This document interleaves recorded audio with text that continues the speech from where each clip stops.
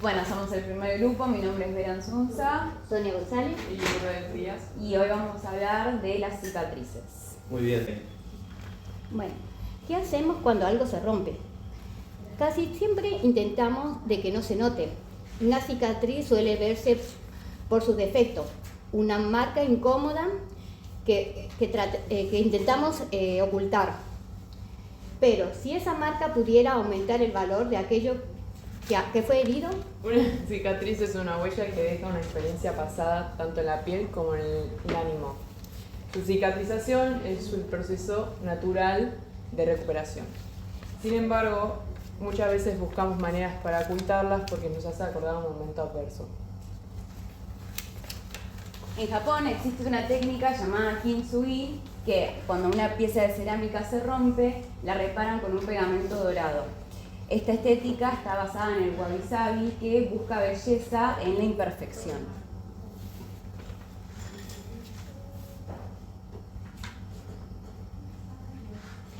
En lugar de esconder la rotura, el kintsugi lo expone con orgullo. Es una línea dorada que representa la historia, la residencia y la transformación del objeto. Una pieza reparada vale más que una original. Frente a esa misma idea se puede implantear en el paisaje. Frente a una herida puede haber dos caminos: borrar lo sucedido o conservar su memoria. Cuando un proyecto emplea esa historia, la cicatriz puede convertirse en un nuevo espacio donde refleja. A continuación veremos canteras transformadas en nuevos usos, áreas industriales abandonadas como para hacer nuevos paisajes y intervenciones a partir de tragedias naturales o humanas. En todas nos preguntamos, ¿conservamos la cicatriz o la borramos del paisaje? Durante más de 2 siglos, Rosenberg en Francia era una cantera a cielo abierto que se extraían pigmentos naturales de ocre. En su explotación no se llegó a cubrir la cantera, quedó el acantilado rojizo. Ese Couchat Garden en Francia era un acantilado de piedras calizas. En su explotación no se llegó a cubrir la parte industrial, sino que Couchat lo que hizo fue extraer tierra y hacer un jardín. Sinfa Cement Factory en China era una fábrica abandonada que era de cemento y se transformó en un espacio industrial a un espacio verde donde se implementaron vegetaciones, recorridos, áreas recreativas. De esta manera, el espacio, este jardín francés antes era una fábrica también, pero en esta ocasión se mantuvo la infraestructura donde cobra un valor como un tributo emocional para el barrio donde muchos vecinos trabajaron allí. El Parque La Rotonda, en Parque Las Vegas, en Ecuador, asume la inundación como parte de su identidad. Incorporó en el diseño playas inundables y áreas de protección para la crecida del río. Este parque asume la inundación como parte de su diseño. A pocos kilómetros de este parque está el Parque La Rotonda, que en lugar de asumir la inundación prefiere darle valor a el uso cultural, deportivo y de recreación. Aunque estén en el mismo contexto de inundaciones, este parque le da visibilidad a usos urbanos.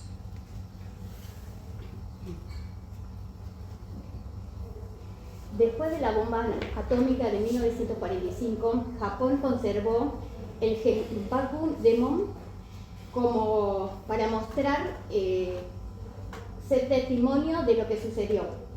Se creó un paisaje alrededor, lo que hace es que quede una cicatriz. Tras la Segunda Guerra Mundial, los restos bélicos quedaron bajo una nueva topografía, donde ese terreno se pusieron jardines, espacios recreativos y deportivos. Aquí la vida cotidiana hace que esa presencia visible del conflicto quede oculta bajo todo el tiempo. Un paisaje es una decisión, una cicatriz es una decisión proyectual. nosotros elegimos qué conservar, qué transformar y qué borrar. Entonces la pregunta no es si conservamos una cicatriz o no, sino qué queremos contar a través de esa cicatriz que dejamos. Conservar una cicatriz no significa congelar el pasado, significa darle un nuevo uso sin borrar la memoria.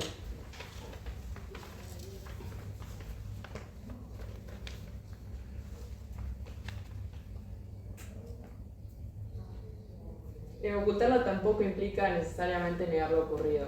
Muchas veces responde a la necesidad de reconstruir y recuperar la vida cotidiana. Sin embargo, al desaparecer las huellas materiales, puede afectar la perspectiva de las futuras generaciones sobre ese lugar. Una cicatriz no es solamente una huella o un desastre. Como en el Kintsugi, a veces podemos tomar esa cicatriz y transformarla en algo nuevo. Sino que también es una decisión nuestra si conservarla, transformarla o borrarla del paisaje. Un territorio no tiene solo una cicatriz, sino una red de cicatrices donde se superponen y se conectan formando una misma trama. Como paisajistas podemos ver esas marcas como huellas que cuentan cómo un paisaje fue transformándose y cómo se pueden influenciar entre ellas.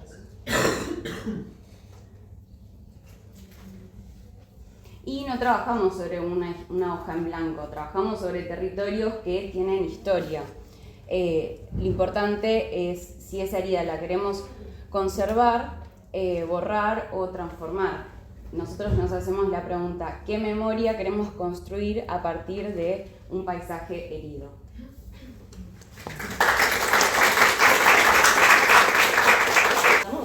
Bueno, nosotros somos el grupo 2, Ada Suárez, Paulina Huiraldes y Priscila Costa. Y vamos a hablar de estética ecológica. Muy bien. Che, Pau, ¿sabes que justo estas vacaciones de invierno me fui a un Airbnb donde tenía estas vistas increíbles? Yo abría la ventana y podía ver pajaritos, animales, el agua, el sol. ¿Será que podemos representar eso pero acá? Che, sí, me parece re lindo, pero ojo que tenemos que ver si el clima y el sol y el agua que tenemos acá da para esas condiciones. Capaz que podemos hacer algo más así para lo que tenés en tu ventana, que va más con el suelo nuestro y con nuestras condiciones. Ay, bueno, puede ser, lo veo como un poco apagado, medio aburrido, ¿no? Como que le falta un poco de vida. Y sí, puede ser. La idea sería que atraiga pajaritos, mariposas, polinizadores, un poco de todo eso, ¿no? Sí, obvio, pero también hay que pensar en todo lo demás, ¿no? Hay cosas que no podemos ver o no queremos ver y que son importantes para el ambiente ecológico, el que queremos. Claro. Ah, bueno, pero yo no sé si me quiero cruzar estas ratas cuando estoy yendo al súper a comprarme un yogur para la granola. Un asco, las enfermedades. Sí, no, obvio. No se trata de que nos guste, sino que tenemos que saber la realidad. Esto también es parte de la biodiversidad de la ciudad. Claro. Antes de diseñar algo que sea ecológico, tenemos que primero entender el lugar del que estamos hablando. Quizás el problema no sea cómo hacer que un paisaje se vea ecológico, sino tengamos que entender qué es que sea ecológico. Entonces, ¿qué entendemos por estética ecológica? Que un paisaje se vea natural o parezca natural no significa que sepamos cómo funciona y qué es lo que ocurre dentro de ese espacio. Claro. Sí.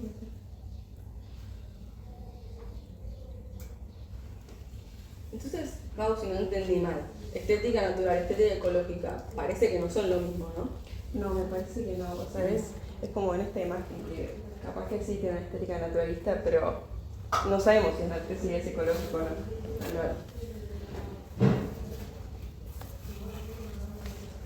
Cuando hablamos de biodiversidad urbana, no nos referimos a llenar todo de planta y de verde, sino que hablamos de los seres vivos que habitan esos espacios y las relaciones y las condiciones que permiten su existencia en los mismos.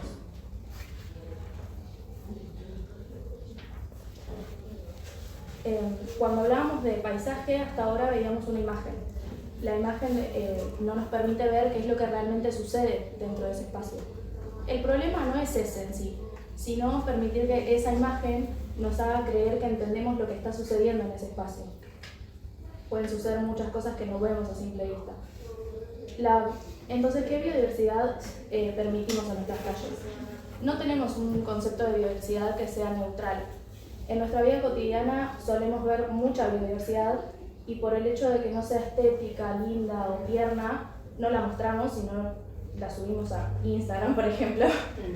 Entonces, si no podemos pensar en una naturaleza en la que no seamos parte, ¿qué es lo que significa diseñar una estética ecológica? Sí, como en esta imagen que se ve que el humano está por todos lados, en esta imagen satelital con las luces. Entonces, yo me pregunto, ¿no? ¿Estamos representando a la naturaleza o la idea que tenemos de naturaleza? Sí, como en esta pintura. Sí. Bueno, quizás para entenderlo igual un poco tendríamos que ver algunos ejemplos de paisajes reales, como son los de Nordelta y Costanera Sur. En estos los dos paisajes fueron construidos por el humano al principio, pero uno fue una naturaleza construida como la queremos nosotros, y en el otro hubo un abandono por el ser humano y luego sucedió esto sin un diseñador tal vez. Claro, como en el ejemplo de Nordelta podemos ver cómo se decidió cómo se quería ver, de dónde iban a estar ubicados los árboles, el agua, las casas, las plantas. En este caso lo imaginamos y después lo construimos.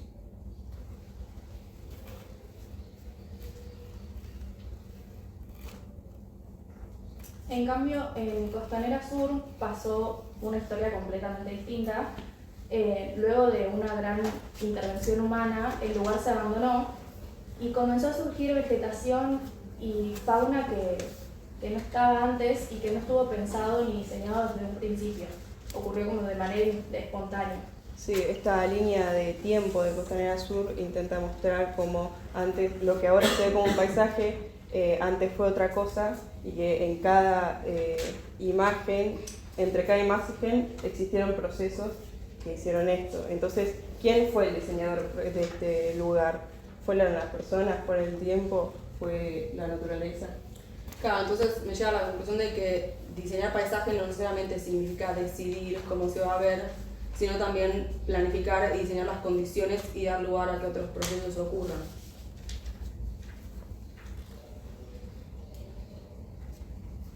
Todo esto puede ocurrir de manera consciente. Por ejemplo, en Río Baire, ubicado en Ginebra, Suiza, los diseñadores plantearon las condiciones iniciales para que luego, con el paso del tiempo, el río y su erosión terminaran de diseñar y de formar este paisaje. Entonces, diseñar un paisaje, ¿cómo es diseñar un paisaje ecológico? Y yo creo que a veces también tiene que ver con no tener que diseñarlo todo, como en el Río Baire, que se diseñaban las condiciones para que se dé algo ecológico. Entonces esto lleva a pensar que cuánto debemos diseñar para que un paisaje pueda ser ecológico. Muchas Gracias.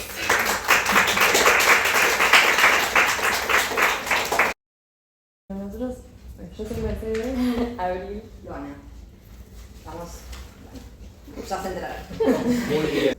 Bueno, bienvenidos a todos al programa Ciudades Verdes. Hoy vamos a estar hablando sobre el Paseo Gijena, que nace en la gestión de Rodríguez Larreta y comienza a funcionar a fines de 2024.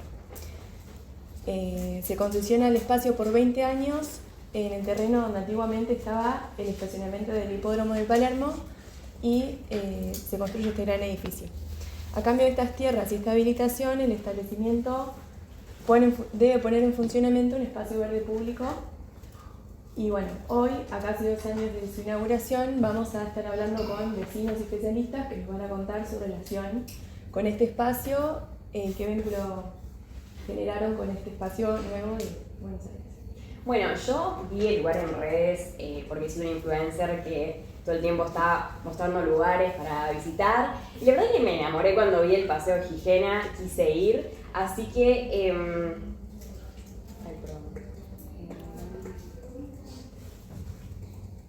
bueno, contaba que el lugar es un complejo lleno de oficinas, tiene restaurantes, lugares para ir, así que llamé a una amiga, le dije que agarre el mate y fuimos.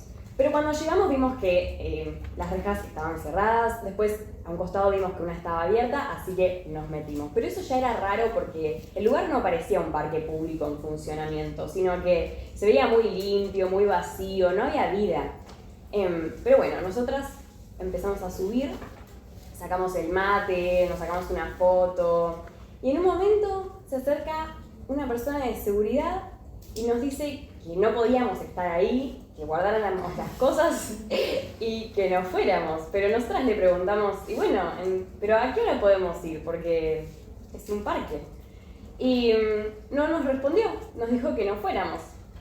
Así que cuando llegué a mi casa busqué en internet, en Google, a ver si estaban los horarios por algún lugar, pero la verdad es que no encontré nada. Y aparte era un lugar que, es público, entonces me pregunté, ¿cómo es que puede haber seguridad privada en un parque público? ¿Cómo es eso posible? Bueno, acá escuchamos los relatos de esta vecina que nos alarma y nos despierta algunas preguntas. Porque, por ejemplo, cuando pensamos en un espacio público, pensamos en un lugar de acceso fácil, un lugar compartido donde yo puedo ir y descansar, jugar, encontrarme con otros.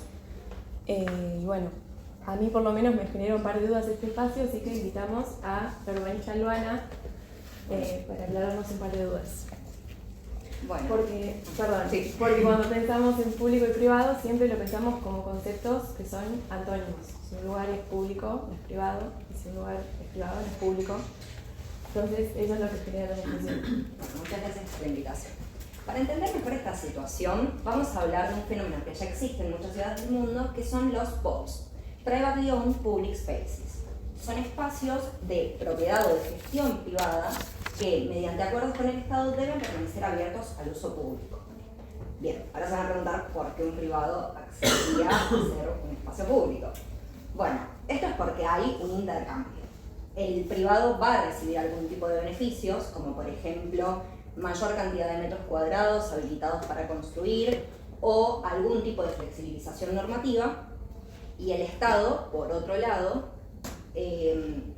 va a poder habilitar un parque público sin hacerse cargo de la construcción del lugar, del mantenimiento, de la seguridad, de la limpieza. Entonces va a convertir una operación privada en una mejora urbana. Pero para que un espacio sea público, uno también lo tiene que percibir como público. Eso es muy importante. Uno no lo puede habitar con incertidumbre. Estos carteles que vemos acá son los que se utilizan en los ingresos de los POPs en Nueva York para avisarle a la gente cómo puede usar, cuándo puede usar estos espacios, así queda clara la información.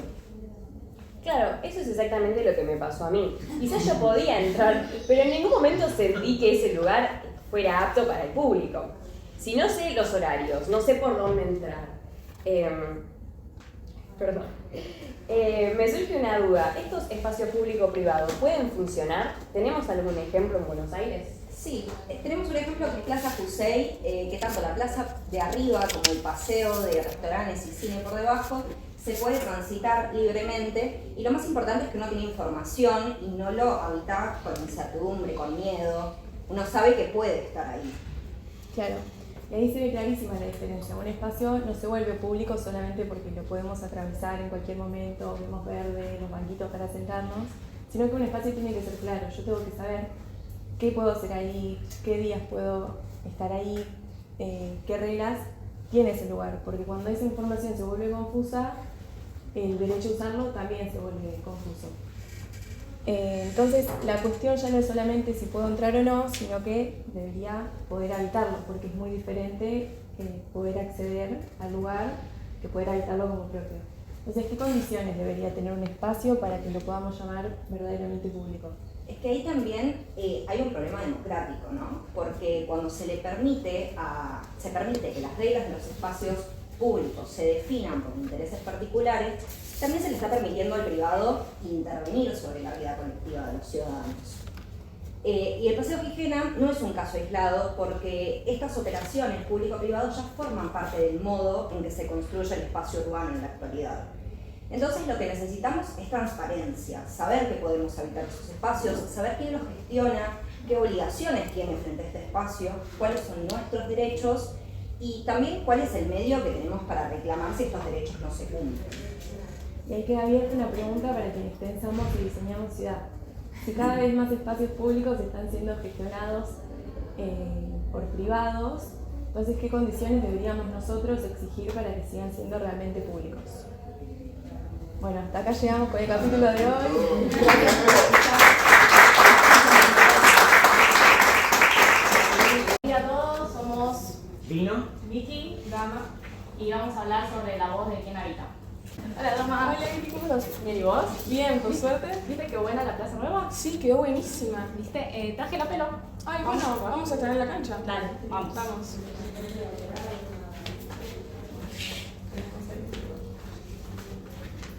¿Qué onda? ¿Todo bien? Todo bien, por suerte. Uy, una canchita.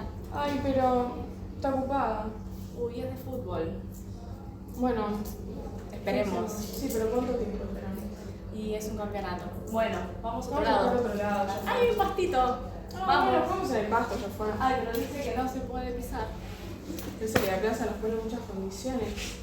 Ah, bueno, pero hay juegos allá, podemos ir a jugar. ¿En serio?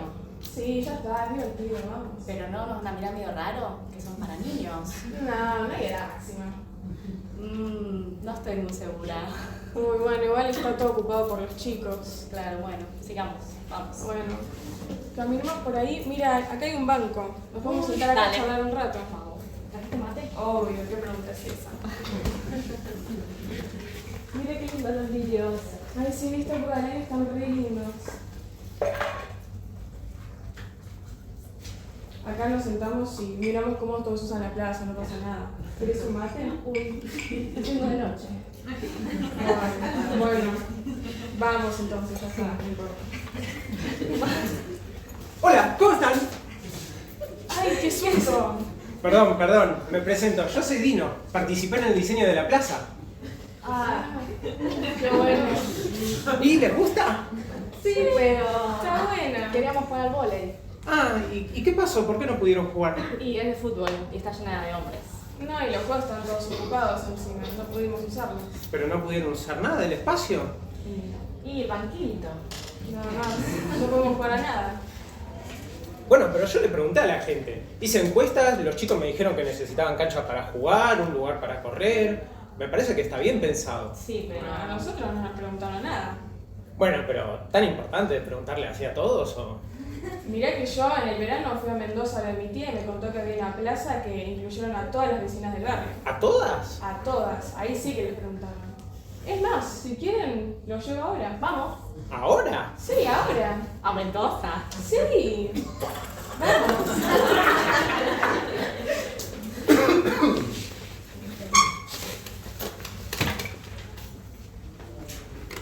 Bueno, igual pensándolo bien, irme hasta Mendoza para encontrar una plaza para que podamos usar. ¿Qué tiene? Y me quedo mirando Netflix. No, ya estamos en el helicóptero. Bueno, Bueno, ya llegamos. por fin.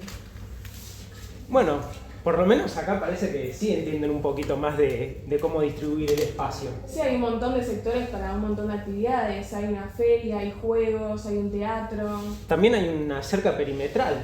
Bueno, eso ya cambia como uno se siente en el espacio. Sí, mirá los recorridos, no es simplemente pasar por ahí, sino que te invita a quedarte, a hacer otras cosas. Qué bien. ¿Y cómo habrán logrado para responder a las necesidades de las personas que habitan ahí? Y preguntaron. ¿A quiénes? A todas. Mi tía me contó que todas, ella y todas sus vecinas fueron parte del relevamiento. O sea, ¿Qué encontraron? Y lo de siempre. Falta de iluminación, falta de instalaciones sanitarias suficientes. o sea que primero escucharon y después diseñaron. Y sí. Por lo que veo, muchas de esas cosas se implementaron en el lugar. Sí, y mejoraron un montón la iluminación, ampliaron los caminos y peatonales y los recorridos. Y organizaron mejor el sector para que se pueda recorrer de noche. Yo conozco otro proyecto que es algo parecido. ¿Otro? Sí, que queda en India. En India. Mira, Y yo pensaba que era... En India también les preguntaron a las mujeres. ¿No? sí, justamente por eso es interesante. A ver, contame. Bueno, si es una ciudad, un pueblo marginal que queda en Namori y participaron todos, la comunidad, tanto niños como hombres como mujeres. ¿Todos? Todos, y participaron desde el proceso hasta la construcción. ¿Lo construyeron ellos mismos? Sí, y con los mismos materiales del lugar. O sea que no solamente les preguntaron lo que querían. Claro. Ah, ahí está la diferencia. ¿Cuál? Y que cuando incluyen a las mujeres se crean necesidades que nunca antes habíamos visto. Porque no todas las personas usan la plaza de la misma manera. Claro, si no las escuchamos, entonces creamos la idea de un usuario que no existe. Claro, y suponemos que funciona pero para todos. Y no lo hace. Bueno, volvemos. Bueno, pero antes una cosa. ¿Qué? Ahora que entendiste todo, ¿qué harías con esta plaza? Buena pregunta.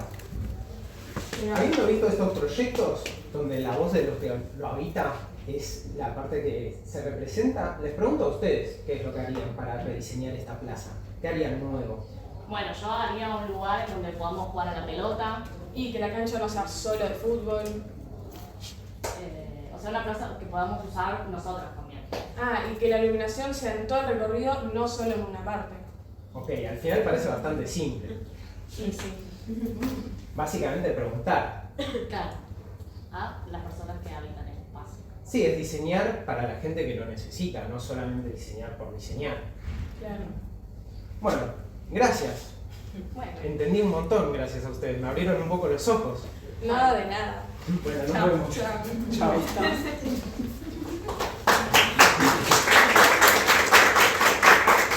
Bueno, ahora que todos tuvimos esta experiencia, ¿no? La próxima vez que vayamos a un lugar, que vayamos a alguna plaza, no solamente quedémonos con lo que vemos, sino que pensemos un poco para quién fue diseñado y quiénes no fueron pensados en ese diseño. Muchas gracias.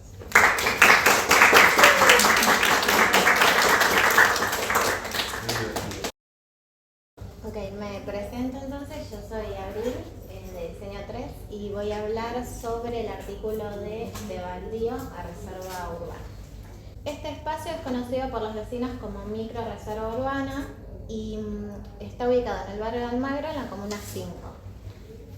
Almagro hoy en día es el barrio con menor cantidad de espacios verdes por habitante.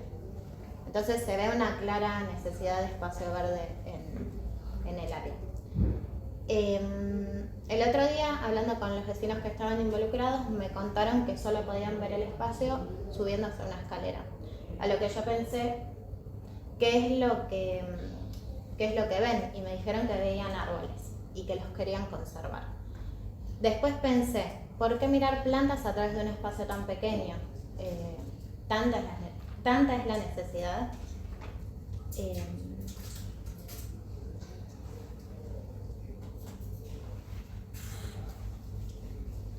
Y bueno, esta pregunta me llevó inmediatamente a pensar qué genera en nosotros el contacto con la naturaleza. Lo que hace esta interacción es vincular nuestros sentidos con nuestra sensibilidad y reforzar lo que es el vínculo entre el ser humano y el entorno natural. Pero ¿cuáles son estos estímulos? Muchos de ellos nos remiten a experiencias previas, recuerdos de la infancia, momentos que quedan guardados en nuestra memoria. Un aroma, un sonido, una textura o una imagen pueden despertar en nosotros ese recuerdo que tenemos guardado.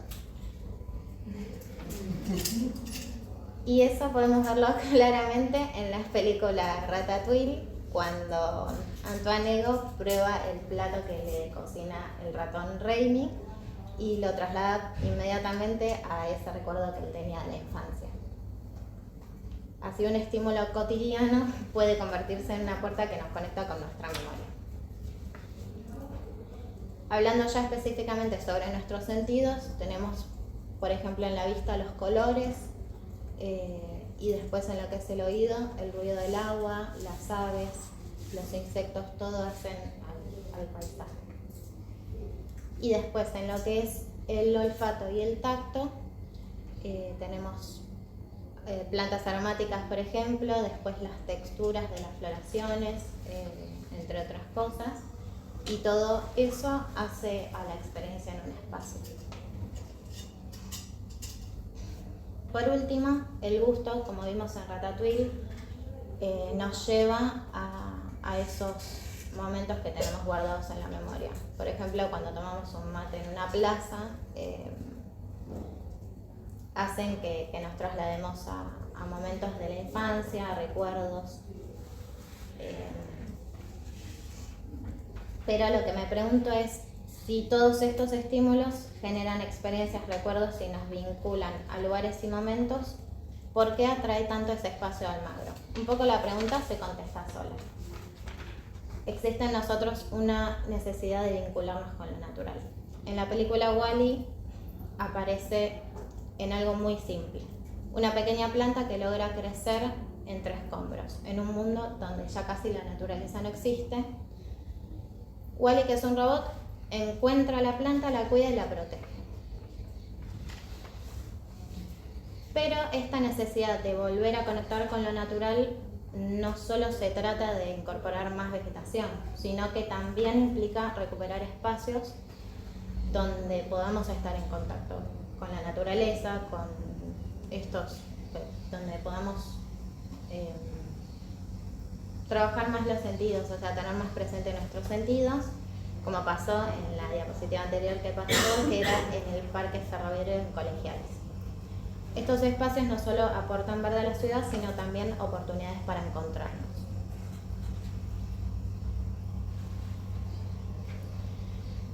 En un barrio como Almagro, donde estos espacios de encuentro con la naturaleza son necesarios, recuperar este lote puede significar más que un espacio verde. Podría convertirse en una oportunidad para volver a experimentar la naturaleza desde la vida y aportar esto al barrio. Frente a esta necesidad aparece el concepto de microreserva urbana, que son pequeños espacios dentro de la ciudad donde se conserva la vegetación y permiten que la biodiversidad pueda refugiarse. Pero una microreserva no se trata solamente de conservar la vegetación, también puede favorecer la biodiversidad, atraer especies, aves, y generar distintas experiencias a través de los sentidos. En este lugar, una microreserva podría transformar un espacio hoy inaccesible en un espacio habitable para los vecinos. Sería un lugar también que conserve su valor natural, pero que también pueda ser recorrido, experimentado por los vecinos. Después, transformar este lugar también implica involucrarse y escuchar a quienes lo viven y conocen. Esta propuesta surge de la necesidad que los propios vecinos vienen expresando. Porque los espacios que queremos para nuestra ciudad también se construyen a partir de la participación y de la capacidad de las personas de poder manifestar lo que quieren para sus espacios. Y para cerrar, quiero dejarles una pregunta que me surgió a raíz de esta presentación y que no creo que tenga una respuesta correcta, y es cómo podemos acercarnos a la naturaleza sin destruir aquello que justamente queremos conservar.